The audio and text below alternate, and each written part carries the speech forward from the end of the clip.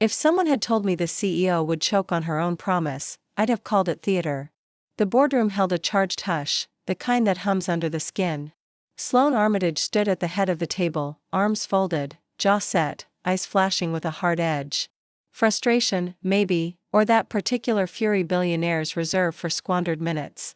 "Let me be absolutely clear," she said, voice cutting like glass. "If I'm forced to endure one more investor deck stuffed with reheated strategies and ego-fed projections, I will dismiss every last one of you and run this company myself until I drop." No one so much as inhaled. Sloane looked devastatingly composed in that terrifying way that only someone with power and no time for pleasantries could.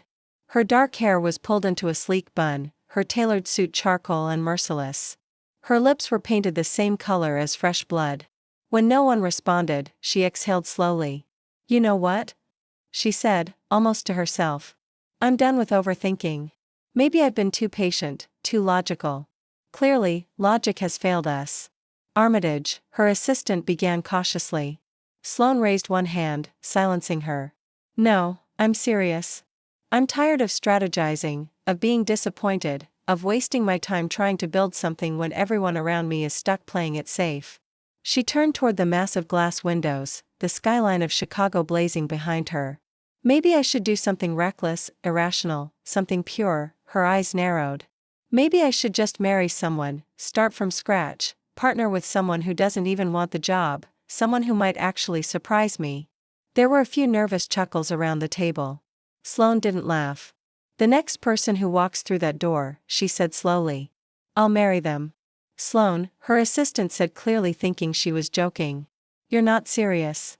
Sloane turned. Her eyes burned with something dangerous. "Try me." The room froze. A moment later, the door opened and everything changed. She was wearing faded jeans and a security badge. Her brown curls were tied messily atop her head. "Hey, if you're enjoying this story, go ahead and drop a like to help us grow even more. And let me know in the comments.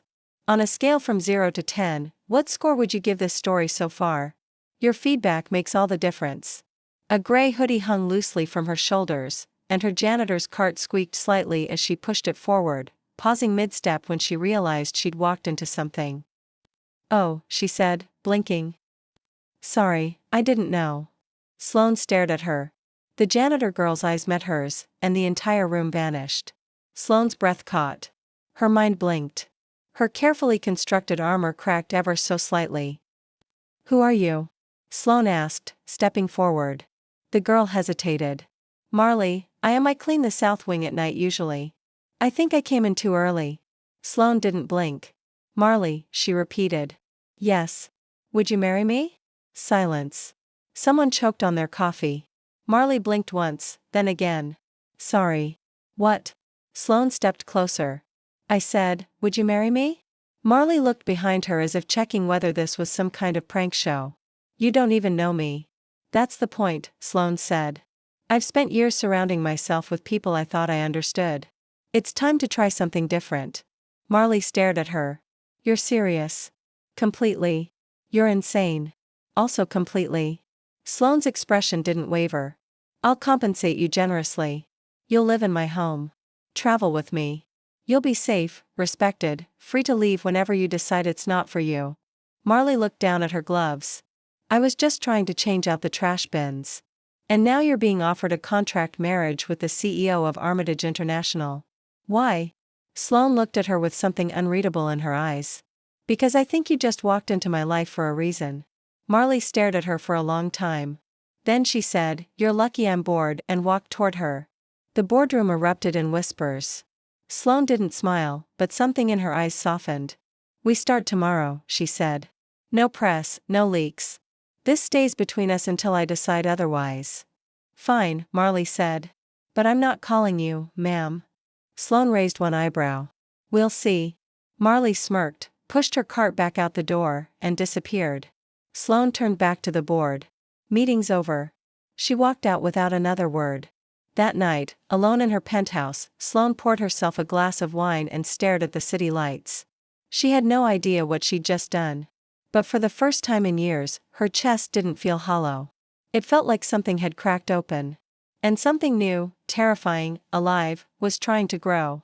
By the next morning, Marley stood barefoot before a 20-foot-tall mirror in Sloane Armitage's penthouse, cradling a black velvet box that had arrived before dawn. Inside, a platinum engagement ring crowned with a single, clean-edged diamond. "She's serious," Marley muttered, turning the box in her hand. "This is actually happening." At 6:42 a.m., an assistant had appeared at her door with a contract, an NDA, a driver, and a wardrobe stylist. Marley, still in her janitor hoodie and fuzzy slippers, had stared at the entourage with slow, amused horror. "Do I get breakfast?" she'd asked. "You get a chef," the assistant had said. And now she was here, in a suite above the Chicago skyline, wearing a silk robe that probably cost 3 months' rent, the air faint with sandalwood and danger. "You look cleaner than expected," Sloane said, suddenly in the doorway. Marley jumped. "Jesus, do you float?" "I didn't hear you." Sloane stepped in, navy suit cut to precision, heels whispering on marble. "I don't float. My floors are silent." "Creepy," Marley said, folding her arms. "Fascinating," Sloane answered, eyes holding hers. "So, do I pass?" Marley asked, gesturing down herself. "You look different." "That's not an answer." Sloane moved closer, gaze steady. "You look like someone I don't understand." "I think I like that." "You're weird," Marley said. "You're honest," Sloane replied. "It's refreshing." "And this?" Marley lifted the ring box. "A formality. Wear it when we're out." "I'm not expecting romance, if that's the concern." "Oh, I wasn't worried," Marley smirked. "I don't fall for corporate types with ice in their veins." "And I don't fall for janitor girls with no filter," Sloane said dryly. "Good," Marley said. "Then we won't have any problems." "Unlikely," Sloane murmured. "But entertaining." An hour later, they stood in a courthouse. A judge who didn't pry. 2 assistants signing as witnesses. No guests. No press. No declarations of love. Just signatures, a photo, and a ring sliding onto Marley's finger, still heavy hours afterward. "Congratulations," the judge said. "You're now legally married." Sloane looked at Marley with a nod. "Shall we?" "You didn't even flinch," Marley said as they walked out. "This is a business transaction," Sloane said. "I don't flinch at contracts." "So, what am I now?" "A department." "You're an asset." "You're so romantic it hurts." Sloane smirked. "Try not to fall for me." "Not in this lifetime." "CEO Barbie." "That's Mrs. CEO Barbie to you." Marley rolled her eyes but didn't stop the laugh that escaped her. That night, Sloane took her to a gala. The dress had been waiting in the car, a deep burgundy number that hugged Marley's body like it had memorized her curves. Sloane wore black, sleek, severe, commanding. As they stepped into the ballroom, the photographers turned, the crowd hushed, and suddenly Marley realized exactly what kind of world she'd walked into. "Smile," Sloane whispered, her hand sliding onto the small of Marley's back. "Why?" "Because they'll wonder why I married you." "Gee, thanks." "You don't belong here," Sloane said quietly. "And that's why they're going to eat you alive. Unless you make them believe you do." "And how do I do that?" "Own it." Marley straightened her spine, looked straight ahead, and said, "Then let them watch me." They made their way through the crowd. Sloane's hand never leaving her back. The whispers trailing behind them like smoke. "Is that her? She married a janitor. What is she thinking? She's beautiful." Marley caught pieces of it. Some cruel, some curious, some admiring. Sloane, to her credit, acted unfazed. "They're terrified of unpredictability," she said in Marley's ear. "And you? You are chaos." "Thanks. I think." Sloane guided her toward a table near the front. People greeted them with tight smiles and guarded eyes. Marley leaned in. "How long do I have to keep this up?" "You're doing fine. I just flipped off a billionaire with a smile. He deserved it." Marley looked at Sloane. "You really don't care what they think." "Not anymore." "Then why me?" "Because you don't flinch either." The rest of the night passed in a blur of champagne, conversation, and watching Sloane work the room like a queen among pawns. And all the while, Marley stayed by her side, half in awe, half in disbelief. When they finally got home, she was in hand. Marley collapsed on the couch. "I can't believe I survived that." Sloane poured them each a drink. "You didn't just survive it. You turned heads. I think I made enemies." "Good. Keep them guessing." Marley looked at her. "You're not what I expected." Neither are you, Sloane said, offering her the glass. So, what now? Marley asked. Now? Sloane's gaze didn't waver. Now we see if we can stand being under the same roof. And if we can't, then we figure out if the contract is strong enough to outlast real life. And what if it's not? Sloane sipped her drink. Then we tear it up and pretend none of this ever happened. Marley stared at her. You don't scare me, you know. That's exactly what scares me, Sloane said softly and walked away. It turned out Sloane Armitage had a very specific way of living. Her refrigerator was organized by expiration date and color. Her closet looked like a museum of monochrome. Her calendar was broken into blocks of time so precise even sleep had its designated category. Regeneration. And Marley lived like a hurricane in slow motion. Her socks never matched. She left half-empty coffee mugs on windowsills. She talked to Otto, Sloane's robotic vacuum cleaner, as if it were her dog. On their 4th day of living together, Marley accidentally left a bag of chips open on the kitchen counter. Sloane walked in, stared at it for a full 10 seconds, and said, "That bag is dying slowly and publicly." "So dramatic," Marley said, crunching loudly. "You don't like mess?" "I don't like chaos disguised as charm." "Well, I don't like silence disguised as control." They stared at each other across the kitchen. Then Marley said, "I bet your blood is beige." Sloane didn't blink. "I bet you think sarcasm is a personality trait. I bet you've never eaten a gas station burrito. I bet you've never read SAG." Marley narrowed her eyes. "You're not better than me, you know." "No," Sloane said, walking away. "Just richer." And yet somehow the tension never turned cruel. If anything, it started to blur into something else. Something that made Marley notice the way Sloane's mouth twitched when she tried not to laugh. Something that made Sloane linger. In the doorway when Marley danced around the kitchen in socks and a tank top. They didn't talk about it, but it was there. One night, a storm hit the city, the kind that made the windows shake and the power flicker.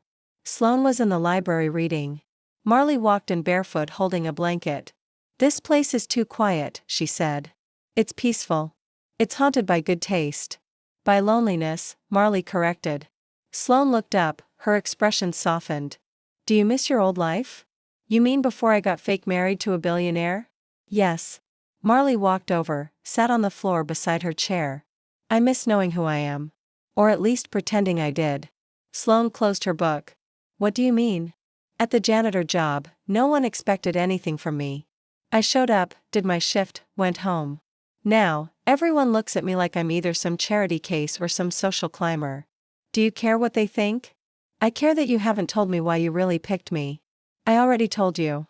"No, you said it was impulsive, strategic, disruptive, but that's not the whole truth." Sloane stared into the storm outside. "I saw something in you I didn't expect." "Something real?" "Everyone in my world is polished, rehearsed, hungry for something. You didn't want anything from me." "That's because I didn't know who the hell you were." Sloane smiled faintly. "Exactly." Marley hesitated. "Do you ever regret it?" "No," Sloane said. "But I regret how lonely I was before it." The confession hung between them like lightning. Marley stood, walked over, and draped the blanket around Sloane's shoulders. "Then maybe we're both figuring out who we are now." Sloane looked up at her. "Maybe." The power flickered again. The lights went out. Total darkness. Marley reached for Sloane's hand, just for a second. Neither of them mentioned it. The next day, Sloane's assistant cornered her outside the elevator. "You know this can't stay secret forever," she said. "The press is already sniffing around." "Let them sniff. What's the plan when they ask who she is?" Sloane paused. "I'll tell them she's my wife." "And if they ask why?" Sloane didn't answer. That night, Sloane invited Marley to a charity dinner. "Do I have to dress like a trophy again?" Marley asked. "You are not a trophy." "You're right. I'm a warning label." Sloane raised an eyebrow. "Wear black." "You wear black. We'll match." "Gross." "You love it." Marley wore black and heels and red lipstick. And Sloane, who didn't believe in indulgence, allowed herself a full 5 seconds of staring before they left. The dinner was at a rooftop venue, glittering and cold. As they walked in, someone whispered, "That's her, the janitor girl." Marley froze. Sloane reached for her hand. "Not for the cameras. Just for her." "Breathe," she said softly. "They don't matter. They're looking at me like I'm a stain." Let them, Sloane said. They can't look away, can they? Marley looked at her. Why are you defending me? Because you're not a stain, Marley. Then what am I? Sloane's gaze was unwavering. You're the only honest thing I've let into my life in years. And Marley, sharp, irreverent, brave, had no comeback, just a flush in her cheeks and something she didn't want to name stirring in her chest. And for the rest of the evening, Sloane didn't let go of her hand once. Sloane never let anyone into her bedroom, not assistants, not lovers, not even friends on the rare occasion she had any. But on the 8th day of their strange new life, after Marley fell asleep on the living room couch in a nest of blankets and half-eaten chips, Sloane stood over her for a long time, then gently nudged her awake. Come on, she said, voice low. You'll hurt your back sleeping like that. Marley blinked up at her groggy. I'm fine. You're not. Come with me to where? My room. Is this a seduction? Hardly, Sloane said. It's a king-sized bed with memory foam and a 1,200 thread count comforter. Sounds exactly like seduction. I'm offering you better sleep, not foreplay. So, emotional foreplay. Sloane exhaled, already regretting the invitation. But when Marley finally followed barefoot and sleepy, into the massive, impossibly minimalist bedroom, something about it shifted. Sloane wasn't used to being seen in her private space without armor, without artifice, without power. And Marley wearing flannel pajama pants and a faded t-shirt that said, "Don't talk to me before noon," was pure contradiction. A disruption in Sloane's curated world. They lay side by side on opposite ends of the bed. The silence stretched between them. You're tense, Marley said, eyes closed. I'm always tense. You don't have to be with me. Sloane turned her head. That's not how this works. Isn't it? We have a contract, Marley. We're not real. Tell that to your hand, Marley murmured. Sloane looked down. She hadn't noticed it. Her fingers resting inches from Marley's hip. She pulled away like she'd been burned. You're exhausting. You're oppressed. I'm disciplined. Tomato. Tomato. Sloane closed her eyes. Just sleep fine. But sleep didn't come easy. Not with Marley's presence radiating beside her. Not with the air between them buzzing like static. Not with the memory of Marley's hand brushing hers still humming in her skin. Days passed. The media started buzzing. Rumors of Sloane's secret wife leaked despite her efforts to contain them. Photos of Marley at the gala hit gossip blogs. The Cinderella Janitor. One headline read, "Morose Mystery Marriage." Sloane expected Marley to panic. Instead, she laughed. Honestly, I look hot in this one, she said, pointing at a grainy picture of her whispering something into Sloane's ear. What were you saying? Sloane asked. That you looked like you were about to murder someone. I probably was. You have that look. Sexy but homicidal. Sloane gave her a sidelong glance. You think I'm sexy? I think you know you're sexy. And you? I think I'm not scared of you. Sloane stared at her for a beat too long. You should be. Why? Because I don't know what I'm doing when I'm around you. Marley's smirk faded. Her voice dropped. Then maybe we're both lost in the same place. That night, they sat on the balcony, legs stretched out, a bottle of wine between them. Marley told stories about growing up with nothing, cleaning buildings her mom used to scrub before her. Sloane listened quietly, never interrupting. You know what's funny?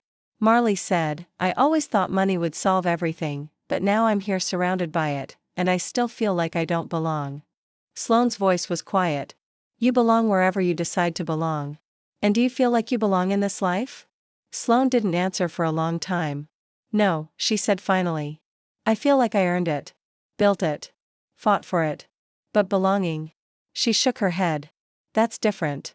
Marley looked at her. Then what are we even doing? Sloane met her gaze. We're figuring it out. One night at a time. The space between them narrowed. Barely noticeable, but it happened. The next morning, Marley woke up in Sloane's bed again. They hadn't touched, but Sloane's robe was draped over her and a fresh cup of coffee waited on the nightstand with a sticky note, 2 sugars, no cream. Marley stared at it for a long time before picking it up and smiled. Sloane Armitage didn't believe in coincidence. She believed in timing, in control, in the carefully orchestrated mechanisms of power and intent. But there was nothing careful about what was happening between her and Marley. Nothing orchestrated, no control. It started with the small things. Sloane noticed when Marley wasn't in her room. She noticed the drop in temperature when Marley left, the sound of her laugh echoing longer than it should have. She noticed how Marley had a habit of humming while she brushed her teeth. Off-key and entirely unself-conscious.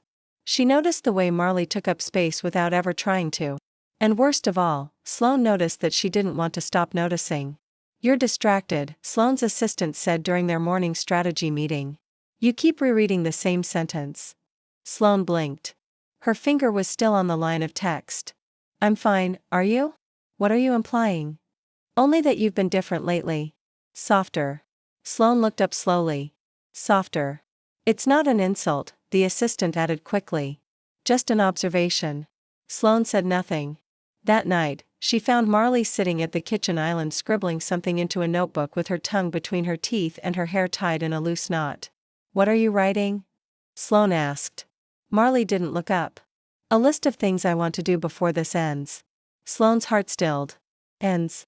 This marriage, the deal, whatever you want to call it." Sloane crossed her arms. "What's on the list?" "Travel somewhere warm, eat pasta in bed, sing karaoke, climb something tall, kiss someone I'm not supposed to." Sloane's voice was too calm. "And who exactly aren't you supposed to kiss?" Marley glanced up, meeting her gaze with a glint of mischief. "That's the fun part." Sloane stared at her. She didn't say it, but she felt it. That heat again.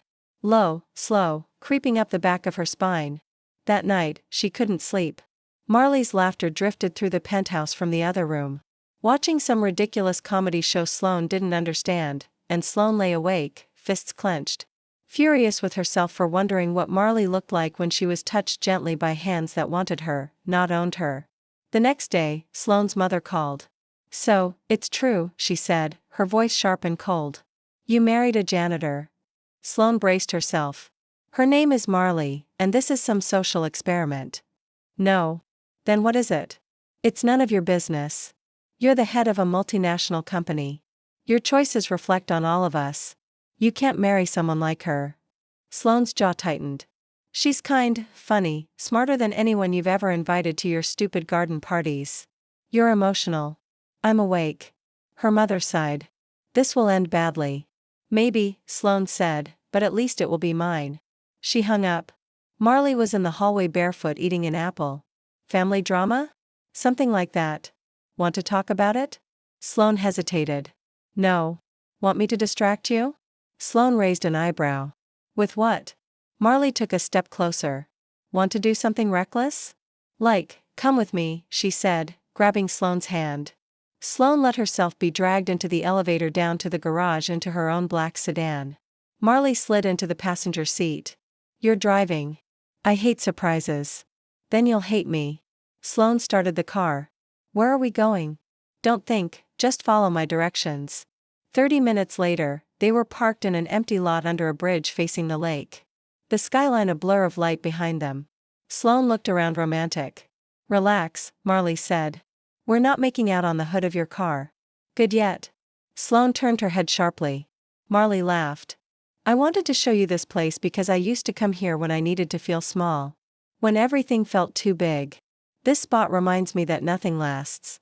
Not the pressure, not the fear, not even the versions of ourselves we think we have to keep performing." Sloane stared at the water. "You're not what I expected." "Neither are you." They sat in silence. Then Marley said, "I lied about the list." Sloane blinked. "What?" "There's only one thing on it." Sloane turned to her. "And what's that?" Marley's eyes didn't waver. "Kiss someone I'm not supposed to." The air between them snapped. Sharp. Immediate. Dangerous. Sloane leaned back slightly. "That's not part of the agreement. Neither was sleeping in your bed. Or remembering how you like your coffee. Or you pulling my blanket up in the middle of the night when I was cold." Sloane's breath hitched. "I did that because you were shivering." "No," Marley said softly. "You did it because you care. You don't want to. You're terrified of it. But you do." Sloane didn't move. Didn't speak. Marley reached out, gently tucked a strand of hair behind Sloane's ear. "You're not stone, Sloane. And I'm not made of glass." Sloane looked down at Marley's hand. "If we do this, we don't have to do anything," Marley whispered. "But don't lie to yourself. You feel it, too." Sloane's walls cracked. She didn't kiss Marley that night, but she wanted to, and Marley knew. Sloane started avoiding her. Not overtly, not in a way anyone else would notice. Her schedule just happened to shift subtly. Meetings stacked in the early mornings, late-night work sessions stretching into hours when Marley had already curled into the guest bed. Her answers became shorter. Her gaze flicked away too quickly. She was unraveling and she knew it. But the thing about Marley was she noticed everything. "You're dodging me," she said one morning, barefoot in the kitchen, coffee mug in hand, shirt rumpled from sleep. "I'm busy," Sloane replied without looking up from her tablet. "You're always busy. That's not new. The new part is that you won't look at me." Sloane forced herself to raise her eyes. Marley's hair was a wild halo around her face. She looked infuriatingly gorgeous in the kind of way Sloane could never admit out loud. "You're imagining things," Sloane said flatly. "I don't imagine much. I live in the real world." "And what's so real about this?" Sloane snapped, standing. "A fake marriage based on a moment of impulse. This isn't your world either." Marley didn't flinch. "Maybe not, but I never pretended it was. You're the one who keeps shifting the rules." Sloane's voice dropped. "I don't know how to want something I can't control." "You can't control me," Marley said. Sloane's throat worked. "I know." Silence stretched. Thick, heavy, charged. "Do you regret it?" Marley asked softly. "Marrying me?" "No." Sloane said immediately. "That's the problem." Marley stepped closer. Then stopped running. "You don't understand." "I understand you want me," she said, voice low and sure. "And you hate yourself for it." Sloane turned away. "You have no idea what it's like to live with expectations that suffocate you." "You're right," Marley said, closing the gap between them. "I don't know your world, but I know how to breathe when everything feels like it's crushing you. And I know this. What's between us is real." Sloane closed her eyes. "Don't do this." "Why?" Marley's voice was barely a whisper now. "Because if I touch you, I won't stop." Sloane's breath caught. "Good." That one word cracked something wide open. Marley reached out, fingers brushing Sloane's wrist. Not forceful, just enough to ground her. Sloane trembled. "This isn't part of the plan," she whispered. "Screw the plan," Marley said. "Plans change. People change. I don't change." "Then let me change you." Sloane looked at her. "Really?" "Looked." Marley's eyes were soft but unwavering. Her mouth parted slightly, breath shallow. The heat between them was unbearable. "If I kiss you," Sloane said, stepping forward, "everything changes. That's the point." Sloane's fingers brushed Marley's jaw slowly, as if testing if it was real. Marley tilted her head slightly, inviting the touch. Sloane leaned in, her nose almost grazing Marley's. But just before their lips met, Sloane pulled back. "Not yet," she said, voice shaking. Marley blinked. "Why?" "Because if we do this now, it'll be out of desperation, out of fear. I don't want you that way." Marley's throat tightened. "Then how do you want me?" Sloane's gaze was raw. "I want you when I'm ready to let you wreck me." Marley stared at her. Then slowly she stepped back. "Okay," she said, "but just so you know, I already am." And she walked away. The days that followed were worse or better or both. Everything became charged. A touch brushing too long. A glance lingering too deep. Sloane woke in the middle of the night more than once, heart racing. Images of Marley haunting her. Marley laughing. Marley half asleep. Marley wrapped in one of Sloane's robes. And Marley? She started leaving notes. "Nothing big, just paused it on the fridge. Don't forget to eat. You snore when you're exhausted. You looked pretty today." Sloane saved every single one. She told herself it didn't mean anything, but it did. Everything Marley did meant something. One evening, Sloane arrived home to find Marley in the kitchen cooking dinner. Real food. Nothing catered or plated with tweezers. "I didn't know you cooked," Sloane said. "You don't ask much," Marley replied. "Fair. Do you want some?" Sloane hesitated. "I don't usually do something unusual."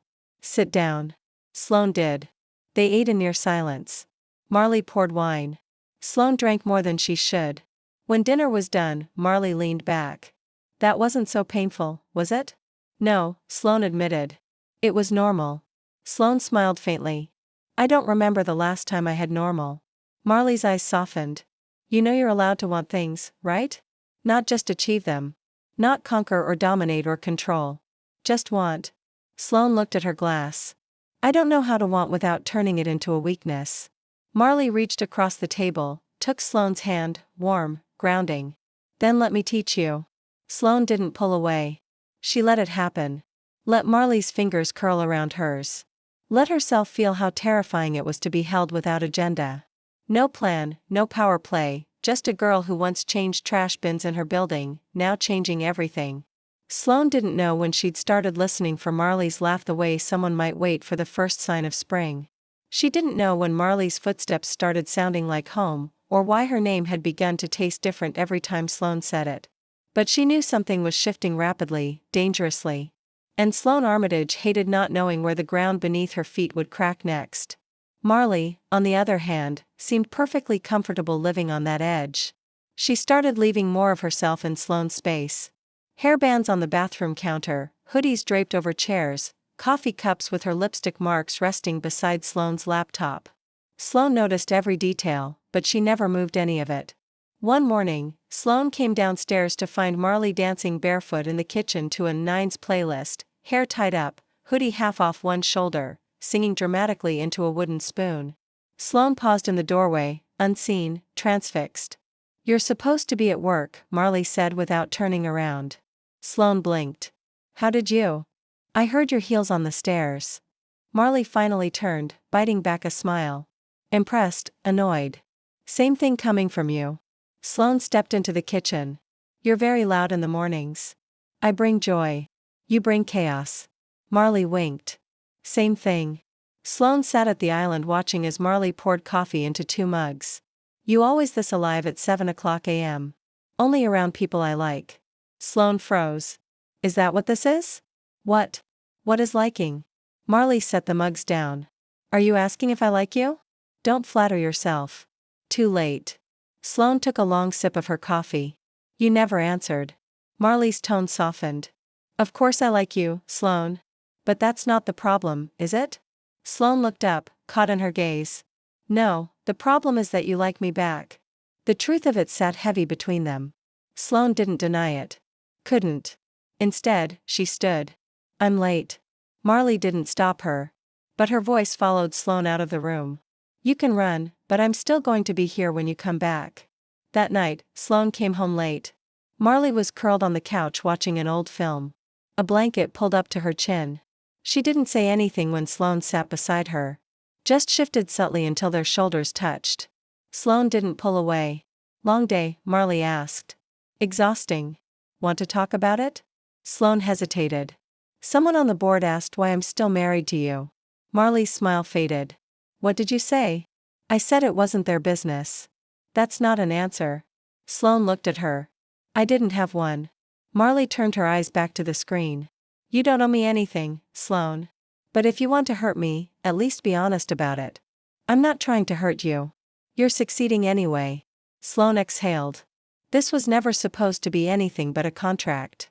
You knew that. I did. Marley looked down at her hands, but you made it feel like more.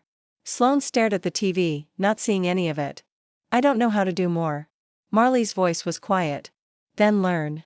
The next morning, Sloane found Marley gone. No note, no message, just silence. She didn't panic. Not at first. Marley liked space. She wandered. But as the hours passed and the penthouse stayed quiet, something inside Sloane began to crack. By evening, she called her assistant. Have you seen Marley today? No, ma'am. Check with security. See if she left the building. A pause. She checked out this morning. Said she needed air. Sloane hung up. She stared out the window for a long time. Then she picked up her phone, typed out 3 messages, deleted all of them. She didn't know what to say. She only knew that the silence felt unbearable. Marley didn't return that night. Sloane barely slept. By morning, she was pacing, irritated, then panicked, then angry. She hated this helplessness. She was Sloane Armitage. She didn't wait for anyone. She didn't ache. She didn't long. She didn't care. But Marley had changed something. She had slipped into Sloane's life like sunlight through a crack. And now everything felt dimmer without her. When Marley finally returned that afternoon, carrying a bag of takeout and looking exhausted, Sloane stood frozen in the foyer. Where were you? Sloane asked. Out. That's not an answer. I needed space. You could have told me. You don't get to demand that, Sloane. Not when you won't even admit what this is. Sloane's voice cracked. It's terrifying. I know. Marley set the bag on the table. But I'm still here. Sloane looked at her, at the girl who had been nothing but a name on a cleaning schedule. At the girl who now held Sloane's heart in her hands without even knowing it. You came back, she whispered. Of course I did. Why? Marley stepped closer. Because I care. Because I'm not leaving unless you push me out. Sloane didn't move. Don't leave again. Then stop pretending this doesn't matter. Sloane's jaw clenched. It matters. Say it. Sloane's hands shook. It matters. You matter. Marley exhaled, then smiled. Okay, that's a start. Sloane never thought that saying you matter would feel like baring her entire soul. But after Marley returned, after she stood there with takeout in one hand and fire in her eyes, those two words felt like the most terrifying truth she'd ever spoken. And once they were out, something shifted. Something irreversible. Sloane no longer pretended she didn't wait for Marley to come home. She no longer pretended she didn't notice when Marley fell asleep on the couch or how the curve of her mouth softened in sleep. Lips parted, breath steady, she noticed everything, and this time she let herself. That night, they didn't talk much. Marley reheated the food. Sloane poured wine. They sat on the balcony wrapped in a blanket big enough for two, shoulders pressed together. There was silence, but not the painful kind. It was quiet with understanding, a fragile peace. Did you mean it? Marley asked eventually. Sloane didn't look at her. Yes. That I matter. You know I did. Then why did it take you so long to say? Sloane took a slow sip of wine. Because if you matter, then everything changes. The stakes shift. And I've built a life where I never let anything matter too much. That sounds exhausting. It is. Marley tilted her head. What happens now? Sloane finally looked at her. Her voice was soft. Now I learn how to let someone in. Marley smiled. Not smug, not teasing, just warm, real, and Sloane thought, God, I'm already ruined for anyone else. The next few days passed like something suspended in amber. Tension still lived between them, but it was no longer sharp and guarded. It pulled slow, deep like an ember waiting for air. One evening, Sloane came home late from a board meeting to find Marley curled up on the couch reading. Sloane kicked off her heels, loosened her hair, and stood in the doorway watching her. Marley looked up. Long day, Sloane nodded. Come here, Marley said, patting the couch. Sloane hesitated, then moved. She sat beside Marley, slowly leaning into her until Marley's arm instinctively wrapped around her shoulders. It was tentative, careful, but the feeling being held gently by someone who didn't want anything but this moment hit Sloane like nothing ever had. This okay? Marley asked quietly. Yes, Sloane breathed. And it was. For hours they didn't move. Marley read out loud from her book. Sloane closed her eyes and let her voice fill the quiet. It wasn't romantic in the grand cinematic way. It was quiet, simple, devastatingly intimate. And for Sloane Armitage, who had spent her life building walls, this small moment felt like a revolution. Later that night, Sloane brushed her teeth in the mirror, caught her reflection, and saw softness. Not weakness, not vulnerability, just something human. She wasn't sure how to feel about that. She turned around and nearly collided with Marley, standing barefoot in the hallway, sleepy-eyed and holding her pillow. My room's cold, Marley said. Sloane raised a brow. Convenient. Don't make it weird. You like my feet pressed against your legs for warmth. That's a lie. You've never complained. Sloane stepped aside. Come on. They lay in bed facing opposite directions, but neither of them slept. Marley broke the silence first. Sloane, you're allowed to touch me, you know. Sloane's breath caught. I know. You just don't trust yourself. Also true. Marley rolled over slowly, facing her. I'm not glass. Sloane turned too. Their faces were inches apart. No, she whispered. You're fire. Marley's lips parted. And you? Sloane gave the faintest smile. Still ice, but I think you're melting me. Marley leaned in barely, but didn't close the distance. Then let me. Sloane didn't move. Her hand rose instead, cupping Marley's jaw with a gentleness she didn't know she was capable of. If I kiss you, she said softly, I won't be able to keep pretending. Then stop pretending. And this time, Sloane didn't pull away. She leaned in slowly, deliberately, her lips brushing Marley's like a secret. The kiss was tentative, almost shy, then deepened when Marley's fingers slid into her hair. It wasn't rushed. It wasn't chaotic. It was reverent. Sloane's hand trembled as it slid to Marley's waist. Marley pressed closer, sighing into her mouth, and Sloane felt something inside her split wide open. Want, need, safety, all tangled together.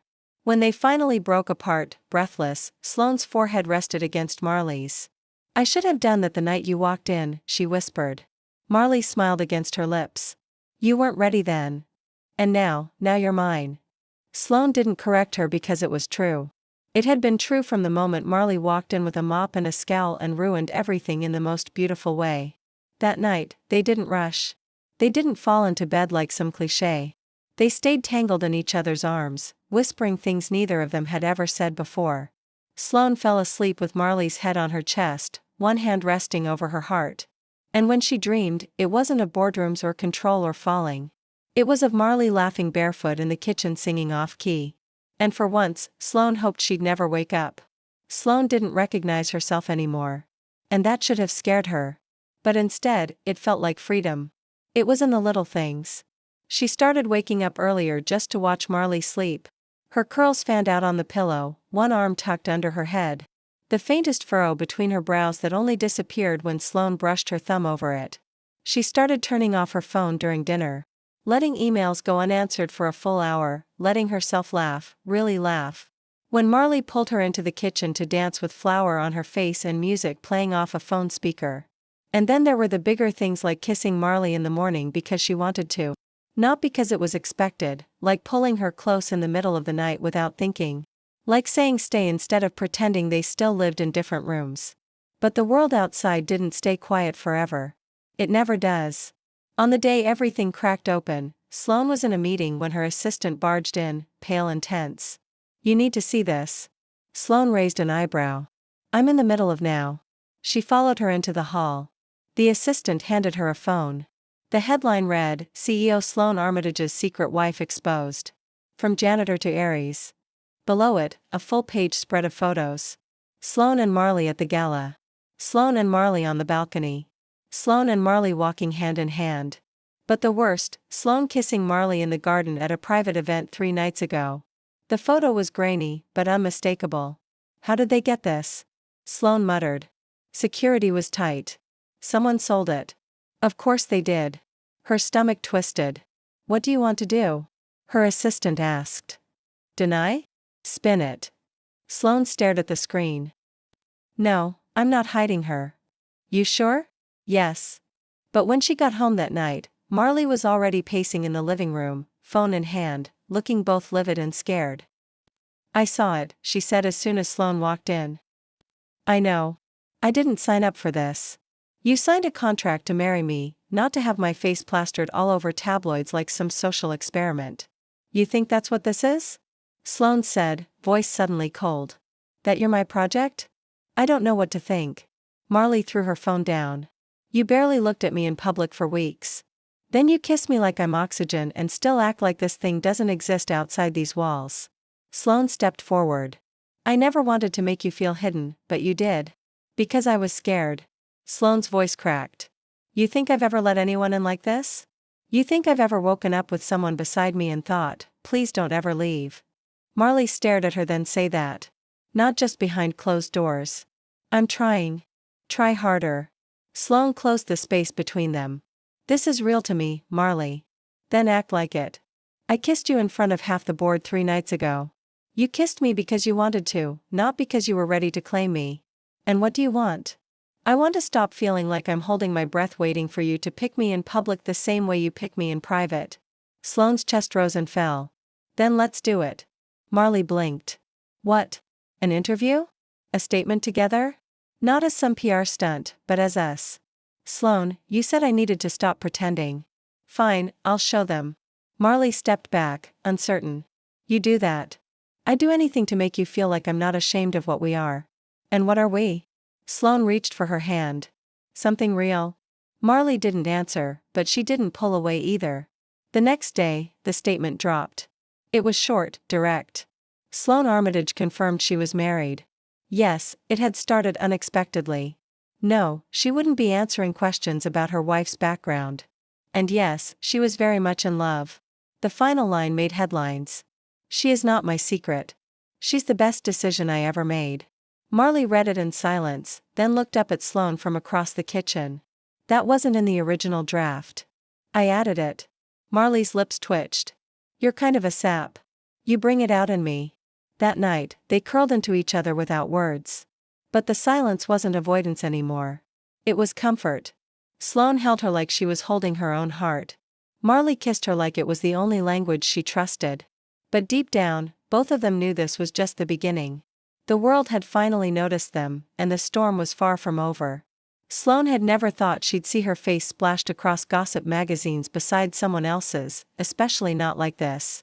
Not kissing Marley in a blurry photo that somehow captured more truth than 1,000 press releases ever could. You're trending, her assistant said flatly, dropping the latest magazine on her desk. Sloane didn't even flinch. Good. Let them talk. They are, and it's not all kind. It never is. They're digging into her past. Sloane's jaw tightened. How deep? Everything. Her job history. Her family. Even an old tweet where she called billionaires parasites. Sloane snorted. She's not wrong. Sloane. Handle it. Handle what exactly? All of it. But some things couldn't be handled. Not the cameras parked outside their building. Not the whispers Marley heard at the market. Not the subtle change in people's smiles when they recognized her. The quiet judgment behind every "you must be so lucky." At first, Marley laughed it off. Let them stare, she'd say. I'd stare at us, too. But it wore her down slowly, painfully. One night after a particularly brutal headline calling her the janitor wife, Cinderella or con artist, Sloane came home to find Marley curled up on the kitchen floor. Phone on the tiles beside her, tears on her cheeks. Sloane dropped her bag instantly. What happened? Marley didn't answer, just shook her head. Sloane sank down beside her. Tell me. They're calling me a joke, Marley whispered. Like I tricked you. Like I'm some kind of social climber who scrubbed floors until I could sleep my way into silk sheets. Sloane's face went hard. They don't know you. They don't have to. They just have to say it loud enough. Sloane reached out, cupping her face. You didn't trick me. You changed me. That's not manipulation. That's power. Marley gave a hollow laugh. Not the kind they admire. Then screw them. Sloane leaned in. You hear me? You don't need to prove anything to anyone. Least of all to a world that's afraid of women like you. Women like me. Smart, unapologetic, impossible to ignore. Marley closed her eyes. I'm trying to be strong. You are, Sloane said. But you don't have to hold this by yourself. And for the first time in a long while, Sloane let Marley cry into her shoulder. No pride, no performance, just grief, and love, and skin, and breath. The next morning, Sloane canceled every meeting. She drove Marley out of the city, no press, no drivers, just the two of them in a rental, heading past the last of the skyline until the lake opened like a secret. They found a quiet cabin, one bed, no Wi-Fi. Marley looked around. If you're planning to bury a body, this would be the spot. Only the part of me that cared about optics, Sloane said. So, most of you used to be, Marley teased. The weekend was hushed. They cooked. Slept in. Read. Put on old records. Swam at dusk. Sloane never said it aloud, but she knew she was falling, not neatly, not carefully, but completely. One night, with Marley's head resting on her stomach, Sloane asked, Did you ever picture this? Any of it? Sometimes, Marley murmured, tracing idle circles on her thigh. Not the money or the penthouse. But the way you look at me? Yeah. I pictured that. Sloane swallowed. I'm not good at this. At what? Letting someone love me. Lucky for you, Marley said, smiling against her skin, I'm great at it. Sloane laughed softly. I believe you. Marley lifted her gaze. I need to know one thing. Anything. When this ends, don't argue. When it ends, whether in a year or 20, promise you'll remember who you were with me. Not the CEO. Not the Ice Queen. Just Sloane. Sloane met her eyes. There isn't of me without you anymore. Marley kissed her, slow, certain, like a promise. Reality waited in the city. In Sloane's office sat a legal rep, face tight, a folder in hand. You need to see this. Sloane opened it and her stomach dropped. The original marriage contract, the one that expired after a year unless both parties renewed. The clock was running. She shut the folder. No one else sees this. Understood. But Marley had already noticed the shift in Sloane's eyes that night. What happened? Nothing, Sloane said. I'll take care of it. Stop saying that. Stop protecting me by pushing me away. Sloane hesitated. Do you want out? What? Of this? Of me? Marley stepped back as if struck. Is that what you think? Sloane didn't answer. She was afraid of what might come out. Marley shook her head. Don't push me now. Not when I've stayed through everything. I'm scared, Sloane said finally. That I'll lose you the second you realize you deserve more than what I can give. You already give me more than anyone ever has. Sloane blinked. Then why does this still feel like we're on borrowed time? Marley stepped forward. Because we haven't stopped pretending it started as a game, but it's not anymore. You know it. I know it. Sloane looked at her. So, what do we do? Marley took her hand. We stop waiting for it to end and start building something we both want to keep. Sloane breathed in, and for the first time, she let herself believe it might actually be possible. Sloane had never been in love before. Not really. She'd had obsessions. Lust. Power plays mistaken for affection. But love was quiet, unassuming. It crept in through the cracks, grew in stolen glances and midnight silences. It tasted like Marley's skin after a shower. Felt like her fingers curling against Sloane's chest when she mumbled nonsense in her sleep. It sounded like Sloane's own breath catching when Marley smiled. And now that she recognized it, truly recognized it, Sloane couldn't ignore the ticking clock. 1 year, that was the deal. That was the cage she'd built around this thing before she knew it would matter. Before she knew Marley would matter. She didn't tell her. Not yet. Couldn't bear to say the words. We're running out of time. Instead, she started pulling away again. Not drastically, just enough to protect herself. She worked later, slept on her side of the bed. Kisses were shorter, touches less frequent. Marley noticed. Of course she did. Is this about the contract? She asked one night, blunt as ever. Sloane froze, mid-buttoning her blouse. What? Don't lie to me, Sloane. I know you. You're retreating. That means you're scared. So tell me, are you planning to let this expire? Sloane looked down. It's complicated. It's not. Marley's voice cracked. Either you want to stay married or you don't. Sloane clenched her jaw. I want you. That hasn't changed. But I don't know if I can keep you the way you deserve to be kept. Let me decide what I deserve. Sloane finally looked at her. If you stay, it's not just love anymore. It's legacy. It's scrutiny. It's board members who want me to remarry someone from their world. It's journalists digging into your past every month. It's never ending. Marley stepped forward. Then we fight it together. You shouldn't have to fight because of me, but I want to, God. Sloane. Can't you see? I'd rather be in the storm with you than in peace without you. Sloane exhaled shakily. You say that now. I'll say it again tomorrow. And the day after. And the day after that. But Sloane didn't kiss her. Didn't pull her close. Just stood there trembling. The next morning, Marley was gone. Not her things, just her. A note left on Sloane's pillow. I'm not leaving. I just need space. I love you, but I can't keep trying to prove I belong in your world. You have to decide if there's room for me. Sloane sat on the edge of the bed for a long time, staring at the note, heart hammering. Days passed. The penthouse felt colder, quiet, like Marley had taken the warmth with her. Sloane went through the motions, meetings, calls, smiling at cameras. But everything tasted like cardboard until one evening Sloane came home to find Marley's sketchbook left open on the coffee table. A drawing of Sloane's back, hair down, sitting on the balcony.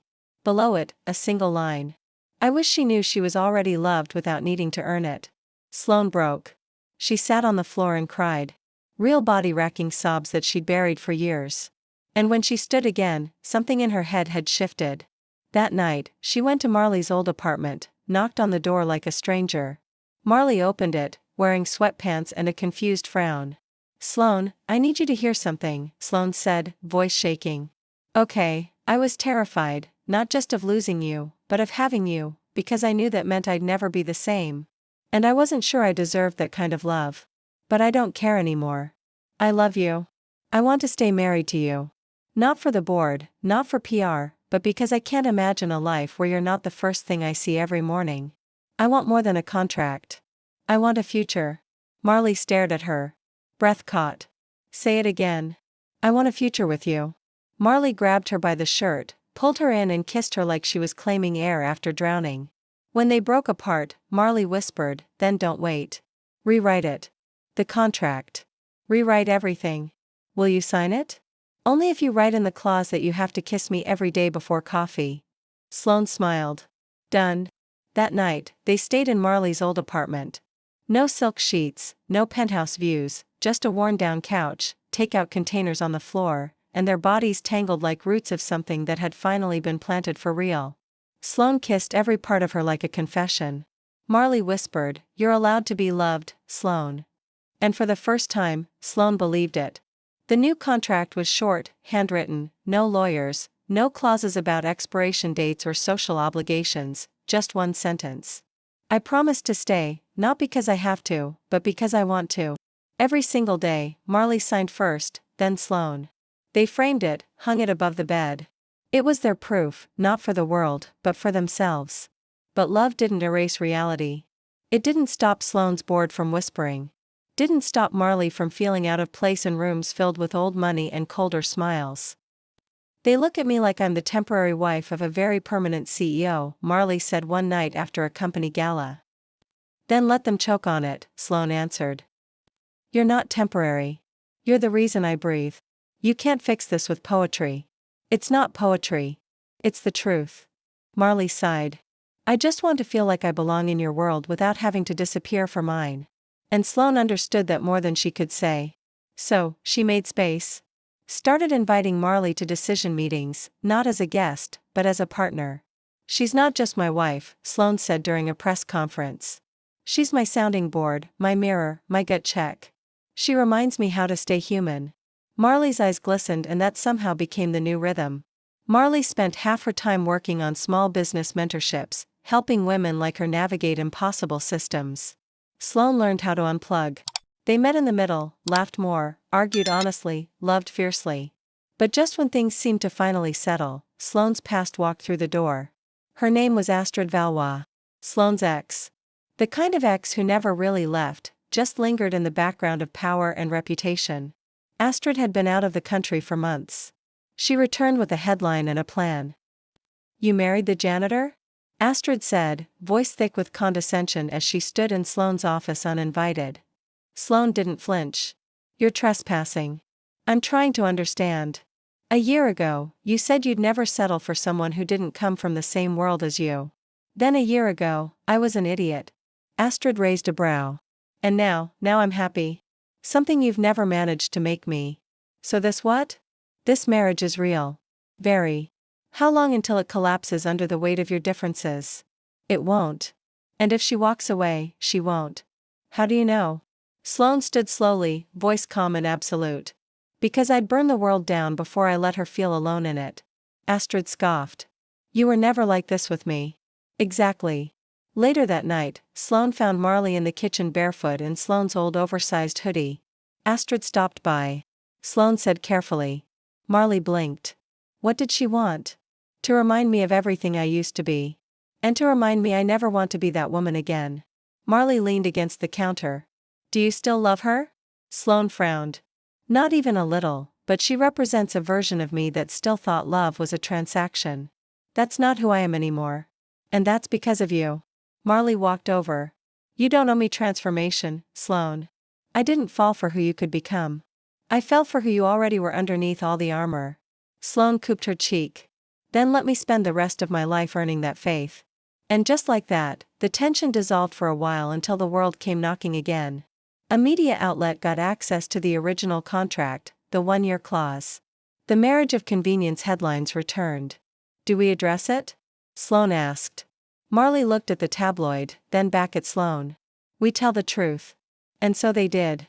In a sit-down interview, side by side, holding hands, yes, our marriage started on a dare. Sloane said, I made a reckless promise, and fate handed me someone I didn't know would change my entire life. And yes, Marley added, I was a janitor when we met, but now I'm also her wife, her partner, and a woman who helped build something with her, something that was never fake. What changed? The interviewer asked. Sloane looked at Marley. She did. Then I did. Then everything. And are you still married? Sloane smiled. We rewrote the contract. This time for forever. The internet exploded. Some mocked. Some cried. But most believed, and Sloane didn't care about the noise anymore. All she cared about was coming home to find Marley curled on the couch, sketching a new mural for a community center, her face lit by lamplight and quiet joy. Sloane walked over, dropped a kiss to her head, and whispered, Still choosing you. Marley smiled without looking up. Still choosing you, too. They hadn't reached the end.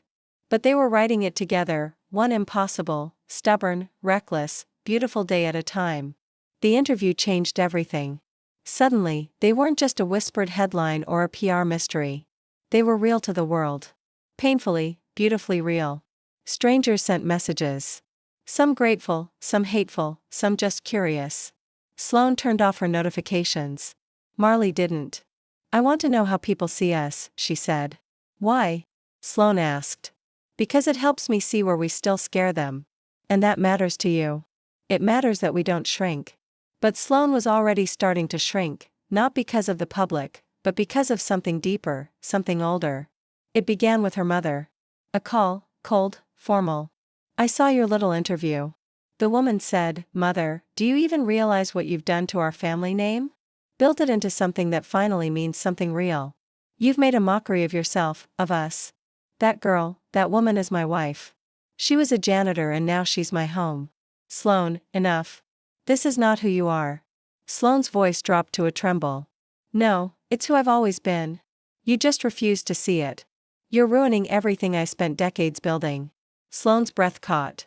Then I'll build something better. She hung up, but her hand shook for hours. When Marley got home, Sloane didn't say anything at first, just pulled her close, held her too tightly, and whispered, Don't let me turn cold again. Never, Marley whispered back. But something had opened, and not all wounds bleed in public. A week passed. Sloane smiled less, slept more, woke in the middle of the night, and stared at the ceiling as if waiting for it all to collapse. Marley noticed. She tried to reach her gently, then directly, then with frustration. Talk to me, she begged. I'm here. I'm not going anywhere. But you are. I can see it. You're pulling back into yourself. I'm tired, Sloane said one night, voice flat. So, rest with me. I don't know how, Marley's heart cracked. You're not alone anymore. I don't know how to believe that either. Sloane went quiet. Marley stood, walked to the door. I love you, she said. But I can't love you for you. Sloane didn't stop her from leaving. And that terrified her more than anything. The next morning, Sloane sat in her office and stared at the framed contract on the wall. One sentence, that's all. I promised to stay, not because I have to, but because I want to every single day. What happened when you wanted to stay, but didn't know if you deserved to? Her assistant knocked. She canceled her schedule today. Who? Sloane asked, already knowing. Marley. She said she needed space. Sloane nodded. That night the penthouse felt hollow again. She cooked dinner, poured wine, waited. Marley didn't come. Sloane didn't sleep. She called. No answer. Texted. Nothing. The next morning, she went to the community center where Marley had started volunteering, found her painting a mural with kids, laughing, alive in a way Sloane hadn't seen in days. She waited until Marley finished, then walked over slowly. Hey. Marley stiffened. Hey, you didn't come home. I wasn't sure I should. You should, Sloane. Please. Marley turned, eyes tired. I love you, but I can't pour myself into someone who keeps putting walls back up every time it gets hard. I'm trying. Then try harder. You don't understand what it's like to grow up being told your love will never be enough. That your softness makes you weak. That every time you feel too much, you lose control. Marley's voice softened. Maybe I don't, but I understand what it's like to be loved in pieces, and I don't want that again. I want all of you, even the parts that scare you. Sloane took a shaky breath. Then I need help. I've been offering it. No real help. I started therapy. Marley blinked. You did? Sloane nodded.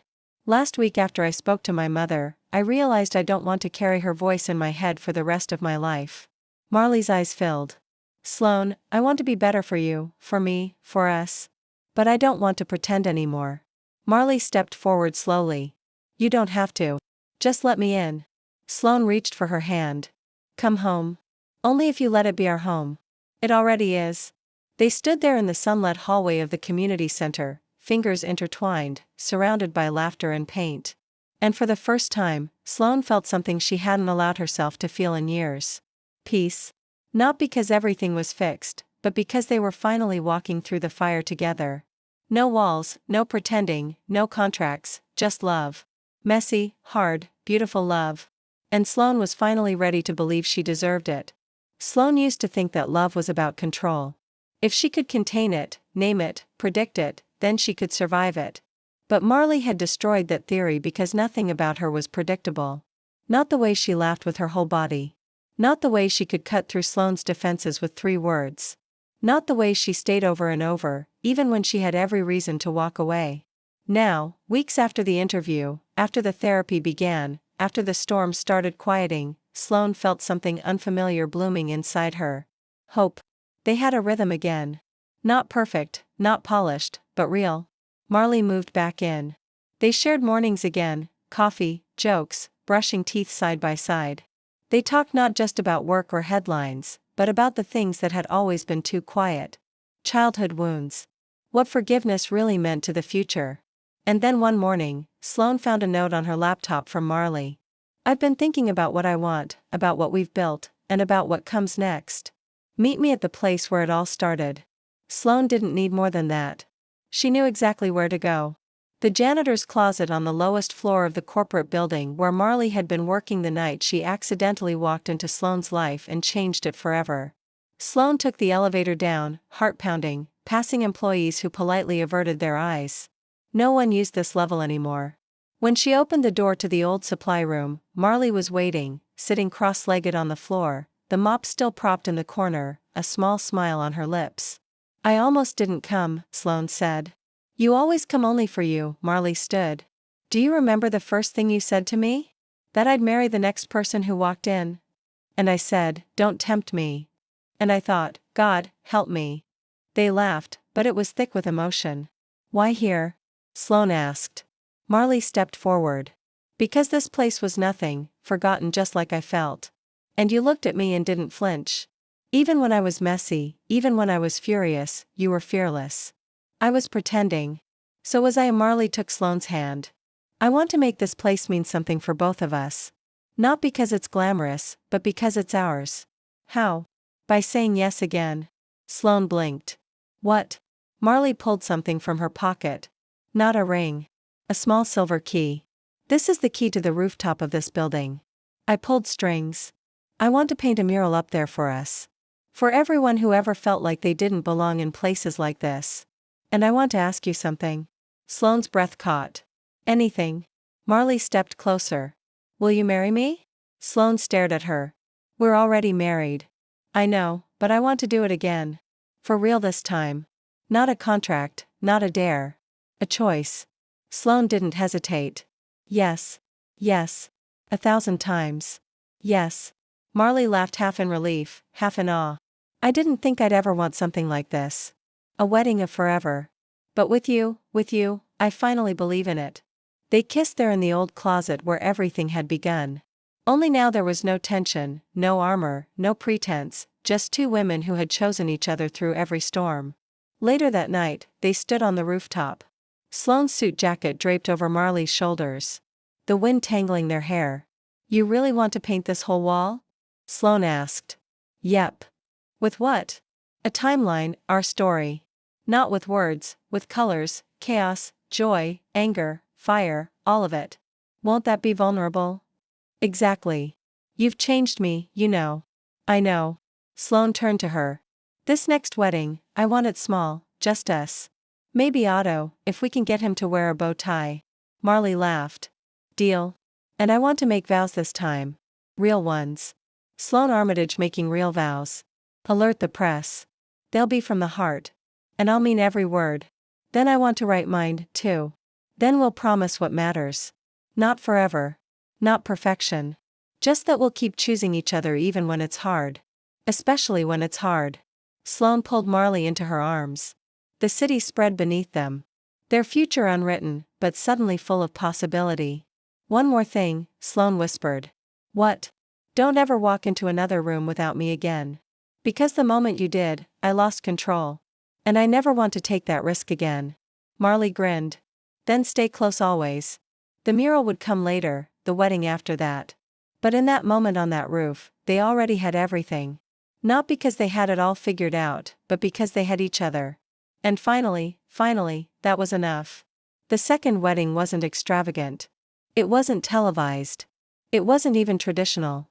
There was no church, no aisle, no lavish banquet hall, just a rooftop, an unfinished mural drying behind them, and the wind carrying the scent of rain.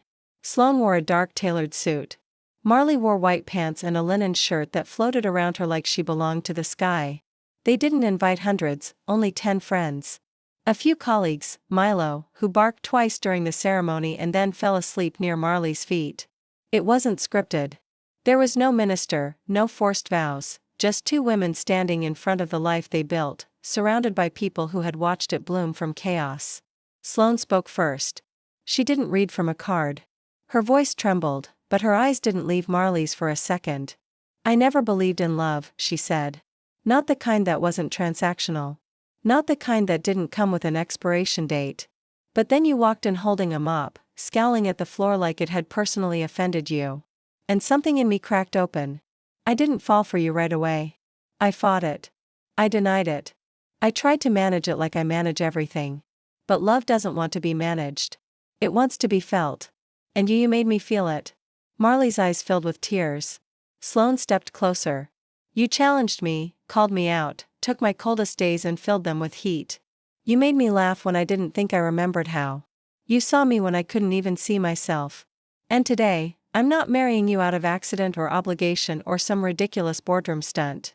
I'm marrying you because I want to wake up every morning knowing I get to choose you again. Marley tried to speak, but her voice caught. She blinked through tears, then exhaled and let them fall. I didn't know what I was walking into that night, she said. I was tired, bitter. I thought I'd be invisible forever. And then you looked at me. Really looked like I mattered. Even when I tried to push you away, you stayed. Even when I was afraid, you stayed. I've never felt more seen than I do with you. And I've never wanted something more than I want this with you. She reached forward, took Sloane's hands. I promise to keep showing up even when it's hard, especially when it's hard. I promise to speak even when silence feels safer. I promise to choose you, Sloane Armitage. The woman, not the CEO, not the reputation, just you. Sloane whispered. I love you. Marley smiled. I know. Laughter rippled through the small group and then they kissed slow, intentional, the kind of kiss that didn't need permission anymore. That night, they danced barefoot under string lights on the rooftop. Sloane kicked off her heels. Marley dragged her into the music. They laughed, ate cake with their fingers, took blurry photos. Milo ran in circles around them. It was perfect, not because it looked like perfection, but because it felt like it. Later, alone in bed, Marley traced lazy circles on Sloane's bare back. We actually did it, she whispered. Yeah, Sloane murmured. We did. Still scared. Every day, but I'm not alone anymore. That makes all the difference. Marley rolled on top of her, grinning. Mrs. Janitor girl has a nice ring to it. Sloane laughed, eyes glowing. You'll always be the one who ruined me for anyone else. Good. That was the plan. Months passed. The mural was finished. An explosion of color and chaos and joy. It became a landmark. People dropped by, snapped photos, asked their questions. Sloane and Marley kept building, a non-profit, a mentorship program, a life. They argued. They lingered over slow mornings. They weathered seasons of doubt. But they kept choosing, again and again. In the end, that was the promise that counted. Years later, when someone asked how it began, Sloane would smile and say, she walked in holding a mop. Marley would laugh and add, and she never let me walk out again. That would be the truth. If you enjoyed this content and want to support the channel in a special way, tap the thanks button below, the one with the heart and $ icon. With super thanks, you can make a direct contribution to the channel, which helps me keep creating awesome videos for you.